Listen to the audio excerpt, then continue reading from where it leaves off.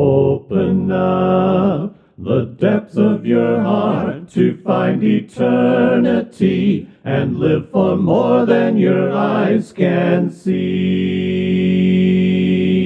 Give God the glory for all eternity.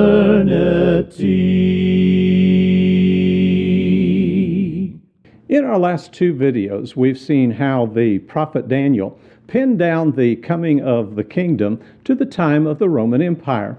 We turn to the New Testament to find that these things were playing themselves out in the lives of those early Jews. John the Baptist was on the scene fulfilling prophecy, and the people were in high anticipation. We get a glimpse of this in an extra-biblical writing called the Psalms of Solomon. These seem to have clearly been written in response to the Roman occupation of 63 BC. The author of this work expresses a very high expectation of the Messiah coming quickly to deal with the situation. He points out that God had chosen David and his descendants for an everlasting kingdom. That's in chapter 17 and verse 5. But sin had been the ruin of the nation. The Lord is called upon to raise up the son of David who would cast out the trampling nations, meaning Rome, although not actually named, and gather God's people to lead them in righteousness. That's in verses 23 through 28. This is the powerful atmosphere we come to at the beginning of the Gospels. John certainly adds fuel to the fire as he preaches, "Repent, for the kingdom of heaven is at hand." That was his message, Matthew 3 and verse 2. The phrase "at hand" is from a word that does not pin down an exact time, but is not so vague that we can't understand it.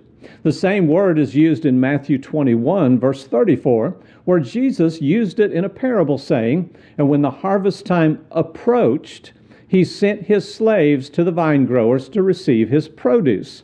The New American Standard Bible translates this using the word "approached," but it is obviously referring to an event that is very close. John is saying the kingdom of heaven is very close in time. Jesus took up this same declaration in Matthew 4 and verse 17. From that time, Jesus began to preach and say, "Repent, for the kingdom of heaven is at hand." In Matthew 10 and verse 7, Jesus sent the 12 out with this same message. That shouldn't be a surprise, since Daniel said God would set up his kingdom in the days of the fourth kingdom, which was the Roman Empire. But wait a minute. Where is it? Did I miss something here? This is something we need to deal with before we can go on. Is it possible that the plan changed in the middle of the game? Did Jesus begin to face opposition like that found in Matthew chapter 12, where we read in verse 14, "But the Pharisees went out and counseled together against him as to how they might destroy him." And then shortly after, the Pharisees began to accuse him of casting out demons by the power of Satan. Could that be the reason we suddenly run into a string of kingdom parables in Matthew 13? Was Jesus announcing a change in plans when he promised to build his church in Matthew 16 and verse 18? Well, here's the best question of all.